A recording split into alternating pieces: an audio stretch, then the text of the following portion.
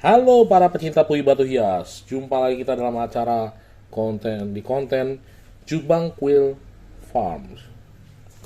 Nah, pada konten sebelumnya kita itu kedatangan penghuni baru yang proses penetasannya itu mengalami kesulitan untuk keluar dari cangkang telurnya dan kita bantu prosesnya. Nah, dan sudah memasuki hari ketiga, kondisinya sangat baik dan sudah bisa minum makan sendiri. Nah, sekarang kita coba mencari temannya. Adakah telur yang menetas selain yang kemarin 3 hari yang lalu? Nah, kebetulan kita ada sampel telur lagi yang pada tanggal 1 Maret. Yang kalau sudah 18 hari berarti harusnya tanggal 19 sekarang sini udah ada yang netas. Dan kita coba cek satu-satu.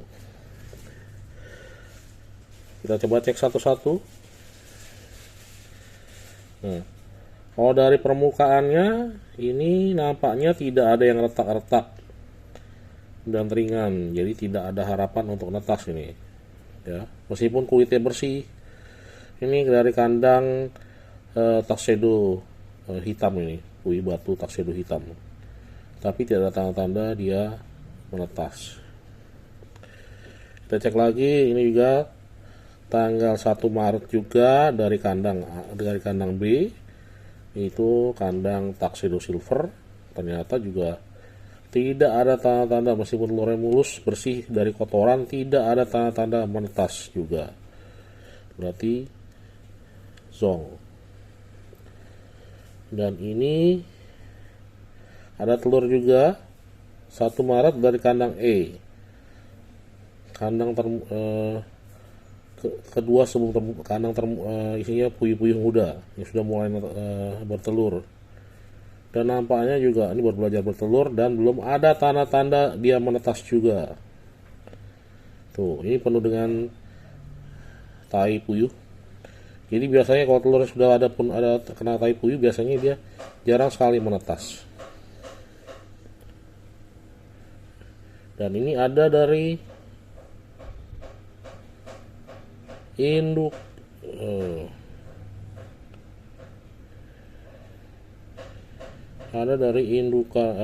kandang indukan kalau salah, tapi dia penuh dengan kotoran dan nampaknya dia tidak akan menetas. Tapi ini tanggalnya bukan tanggal 1 Maret tapi tanggal 3 Maret, tapi dia sudah mulai retak ini. Tapi nanti coba kita cek lah, kita cek kenapa retaknya, apa akan ada isinya atau tidak. Ini ada lagi kandang D, tuh tanggal 1 bulan 3 juga. Ini dari tuxedo juga, nampaknya belum ada yang tanda-tanda menetas juga, atau bisa jadi dia tidak dibuahi atau embrionya mati di dalam. Harus butuh kita teropong lebih lanjut. Tapi ini dipastikan tidak menetas. Ada telur dari kandang D juga, kandang D 1 Maret dari tuxedo hitam juga. Bentuknya mulus tapi dia tampaknya tidak menetas juga, embrio tidak berkembang atau mati di dalam.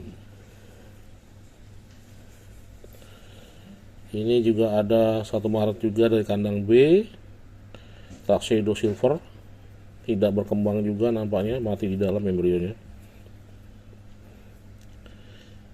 Ini di kandang E, puyuh termuda lagi belajar bertelur, telurnya kecil sekali dan terkena tai puyuh juga, kemungkinan memang tidak menetas. Ini dari kandang A, kandang seniornya. Meskipun senior tapi ternyata ini dia tidak menetas juga. Karena mungkin karena faktor cuaca lagi musim hujan, jadi banyak telur yang tidak menetas. Tapi kalau di cuaca panas banyak telur yang menetas. Nah, jadi cuaca merupakan faktor X yang mempengaruhi penetasan telur juga. Dan ini dari kandang B. Nah ini ada nih. Nah ini juga masih mulus juga, tapi tidak tanda-tanda menetas. Nampaknya mati juga embrionya. Nah, di sini kita ada bulan Maret tapi dari kandang indukan nih. Nah, ini ada gerak-gerak nih. Nampaknya dia berusaha nah, nih lihat. Ini dari kandang indukan 1 Maret. Nah, ini ada meretak nih. Pas tanggal 19 dia letaknya. Cuman dia tidak mampu untuk memecahkan. Karena takutnya kalau lebih lama kita diamkan dia bisa mati. Kita akan bantu prosesnya.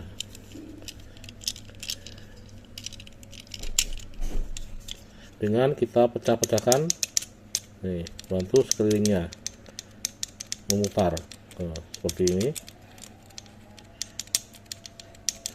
Gunanya kita kenapa memutar biar gampang kita melepas cangkangnya. Kita melakukan operasi sesar nih, sesar puyuh.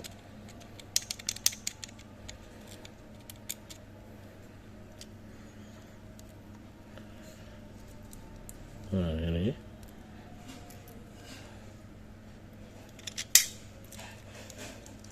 nah, kita lihat ini tuh, dia hidup ya, terus masih ada darah-darah wajar, tapi dia ini sudah saatnya menetas dan harus kita treatment nih kalau kayak gini ya. Sudah kita bantu, kita biarkan dulu, kita siapkan tempat tidurnya atau tempat sarangnya. Sarang ya, kita dari tempat wadah makan burung kita kasih tisu dan telurnya kita taruh sini ya. Ini telur kita taruh sini dan kita biarkan nanti mengering ya. Kita biarkan mengering biar dia nanti keluar dengan sendirinya ya. Kita biarkan mengering dan biar nanti keluar dengan sendirinya. Dan nanti setelah buru-burunya mengering, dia akan mencoba untuk belajar berdiri, minum dan lain sebagainya, sama seperti saudaranya yang sudah netas yang kemarin kita bantu penetasan ya. Oke, coba kita tunggu berapa jam kemudian, nanti kita lihat hasilnya. Sementara kita masukkan lagi ke inkubator penetasan.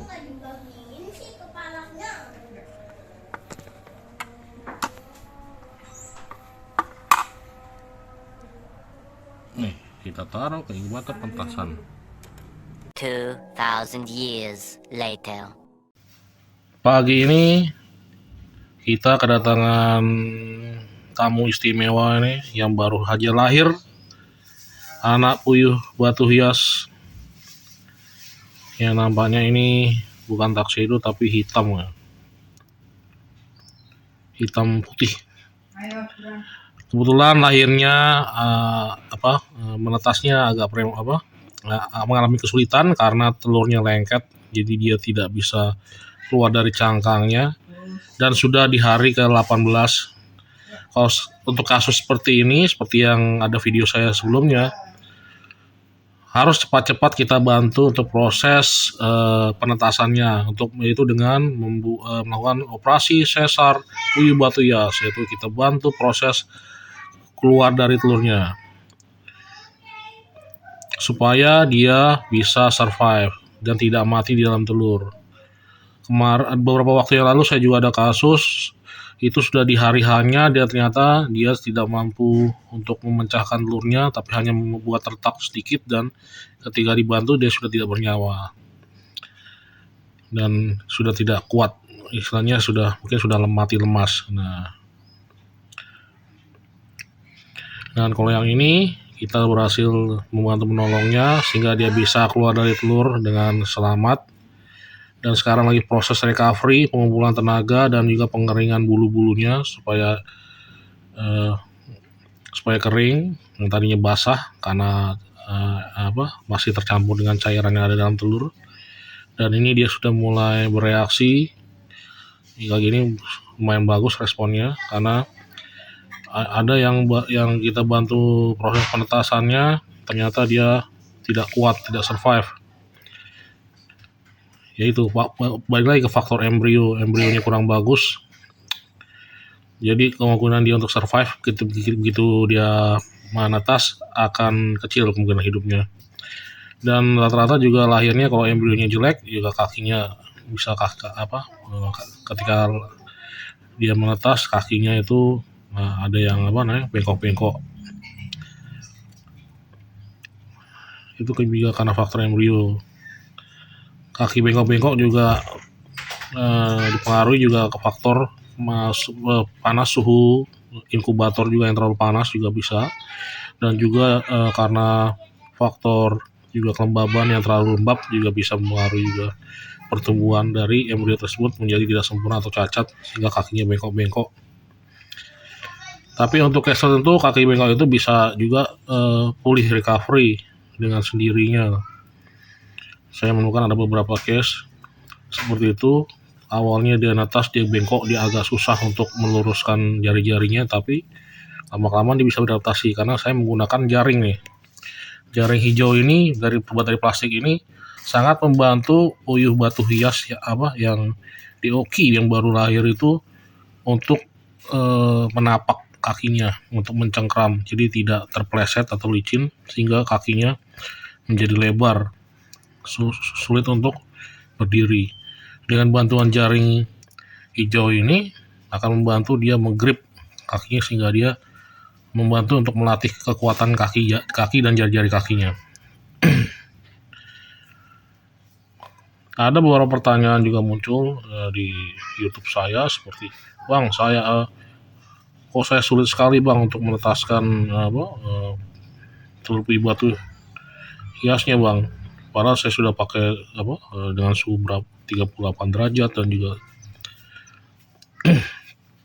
dan mati hidupnya juga batasnya sesuai dengan prosedur. Nah, kan ada seperti saya sebutkan faktor kunci penetasan dari puyuh batu hias itu tidak hanya pada faktor suhu saja, suhu dalam inkubator, tapi suhu luar ruangan juga mempengaruhi. Contohnya seperti sekarang ini ketika saya mencoba menetaskan, faktor suhu ruangan itu memang sangat mempengaruhi. Jadi ketika musim hujan itu rata-rata telur yang menetas itu sedikit, bisa dihitung pakai jari. Tapi ketika musim panas, yang telur yang menetas itu banyak. Nah, itu. Nah, contohnya seperti sekarang ini. Yang ini termasuk salah satu yang berhasil nih menetas meskipun harus dibantu. Sebelumnya ada yang sudah hampir menetas tapi mati, tidak hidup. Seperti itu. Nah, selain faktor suhu dalam ruangan inkubator, kita harus punya termometer kayu untuk mengukur suhunya agar tidak lebih dari 38 derajat dan tidak sampai ngedrop di bawah 37. Nah, selain patokan untuk patokan kita pada suhu ruangan, kita juga berpatokan pada kelembaban ruangan. Kelembaban ruangan juga kunci untuk suksesnya suatu telur dapat ditetaskan. Terlalu lembab tidak bagus juga, jadi telur akan kondisi dalam telur juga akan menjadi lembab, akan banyak cairan karena dari uap air yang ada dari inkubator. Kurang kelembaban juga nggak bagus juga, menyebabkan embrio di dalamnya jadi kepanasan dan juga cepat mati. Yang baik adalah tengah-tengah, yaitu kisaran kelembaban 70-80. Makanya ketika kelembaban kelebihan kita harus kurangi airnya, ketika kelembaban kekurangan kita tambah airnya. Harus kita pantau terus setiap hari, jangan kita sampai tidak kita pantau. Seperti itu.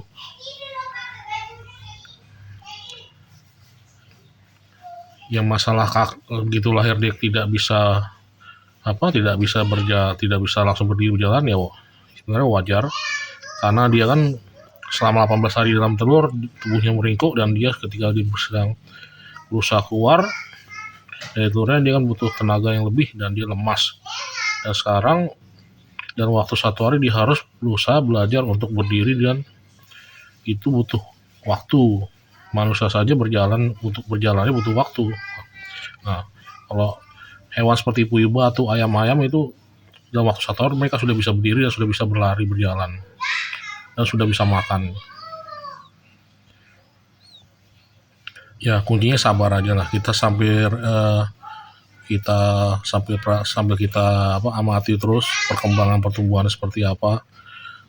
Coba pokoknya alas dari kandang pembesaran dari oki yang baru lahir itu umur 1 hari sampai 2 minggu itu dikasih tatakan yang bersifat kasar supaya dia tidak licin, tidak terpleset. Karena sekarang cuacanya sedang musim hujan terus, jangan lupa untuk puyuh-puyuh yang baru lahir dikasih lampu penghangat terus ya, jangan dimatikan, diatur suhunya. Karena dia rentan nih, kalau musim hujan ini rentan dioki-dioki pada cepat mati karena faktor kedinginan cuaca. Kalau yang sudah menuju remaja, dewasa, mereka sudah kuat. Ketika siap pagi hari sampai sore hari tidak dipakai lampu, dia mereka masih kuat meskipun hujan turun. Tapi kalau yang masih umur di bawah 2 minggu itu mereka rentan untuk mati kedinginan.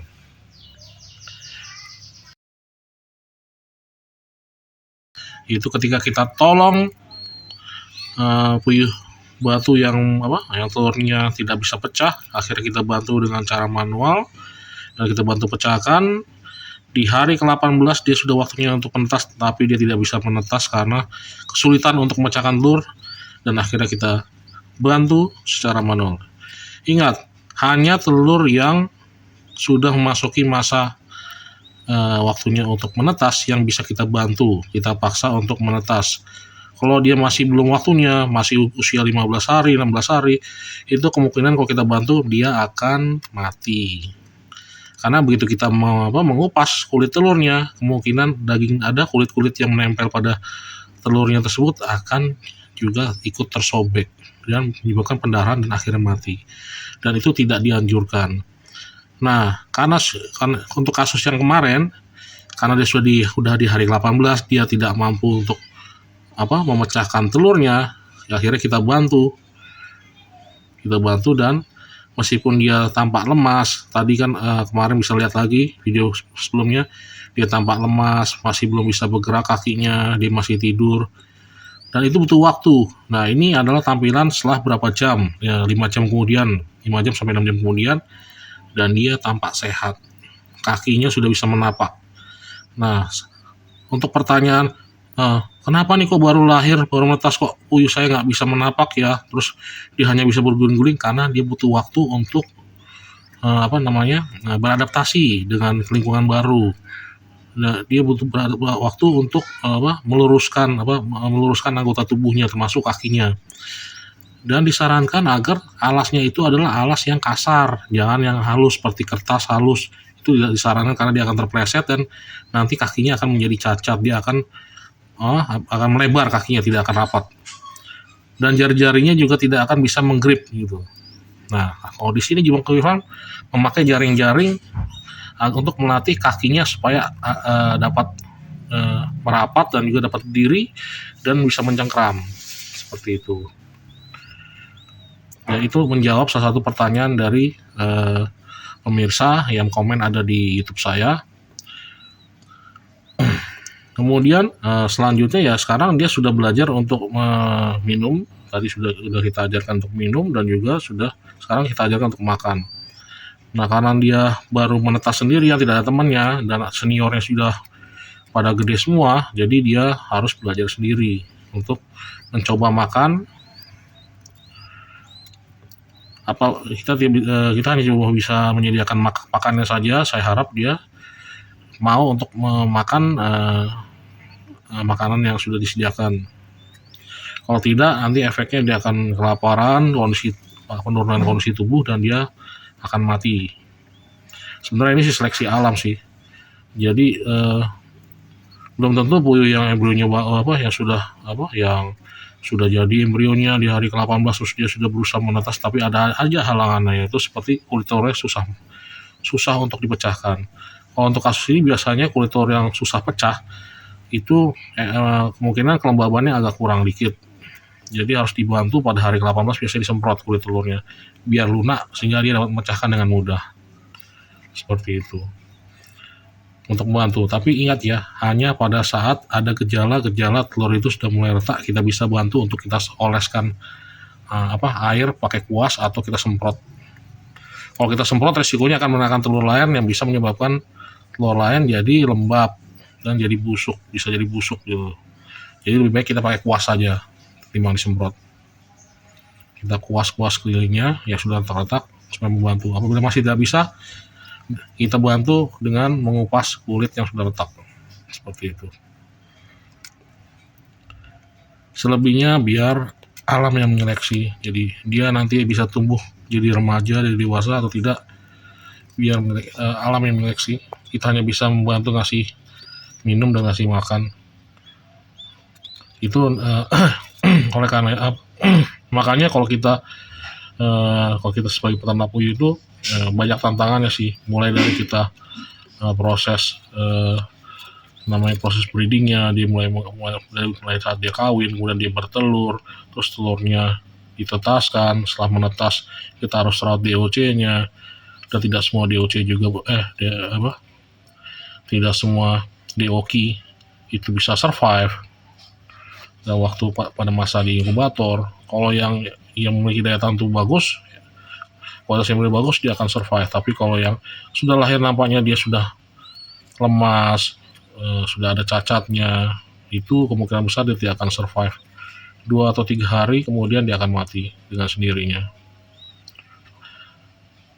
Karena itu kalau dalam peternak ya begitu ada yang menetas itu menjadi rezeki kita. Tapi rezeki kita juga harus kita rawat juga gitu loh. Kita rawat dengan apa? Kita sediakan mesin penghangat supaya dia tidak kedinginan deh. Seperti itu.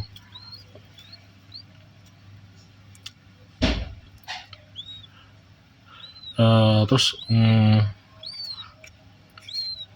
ya demikianlah untuk kasus yang kemarin lahir yang telurnya sulit untuk dipecahkan sendiri oleh puyuh tersebut. Akhirnya kita bisa selamatkan nyawanya dan dia survive, dan ternyata keinginan dia untuk hidup tinggi, dan sekarang terbukti dia sudah bisa mulai berdiri dengan gagah, dengan kokoh, dengan menggunakan kakinya, dan mulai berkicau dan mulai mempelajari lingkungan sekitarnya meskipun dia sendirian. Ini cikal bakal menjadi puyuh batu hias yang berwarna antara abu-abu dan hitam lurik. Demikian konten part 2 ini. Semoga informasi di sini bermanfaat buat para pecinta puyuh batu hias yang menonton acara YouTube ini. Jangan lupa untuk mengklik subscribe, like, komen, dan share demi keberlangsungan konten-konten yang ada di Jubang Quill Farm. Terima kasih. Sampai jumpa lagi di konten berikutnya. Jangan patah semangat, terus berusaha. Di sinilah tantangan kita sebagai pecinta puyuh batu hias dan sekaligus juga peternak puyuh batu hias. Sampai jumpa lagi.